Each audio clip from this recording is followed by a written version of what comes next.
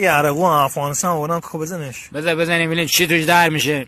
میگم آقا تو اون دفعه خیار سبزی و سر زمین اما دیدی 3.5 ما رفتیم افغانستان سر زمین 2.5 گیرم اومد. خدا وکیلی وطنی عرقتن خب اصلا گیرای نداره. نگاه خودت نزن کوچالی چا خدا وکیلی تو منت احترام سر ما هیچ قیمتو دیدیم ما ولی خدا وکیلی بری گرجا و جو سر اونه یار.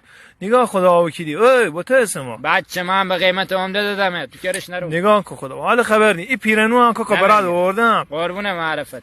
خواهش میکنم مشتی قدیمی هستی قربونت برم. نگاه نگی بعدا این وطن ای تو بود ناموس پیرنو بز گرین اولاد میشه بره جنگ ببسش بپر وسط دو تاکت هم برو حالت نگاه ما کاکا ای جان ها کاکا دستم ناراحت نباشی یا برو واز خوشم جونمو کاکا یه بغلی بده باشه خب قربون معرفته مشتی هستی عزیز بزن میخوام عربده بکشم نه تو قبول نی بپر وسط او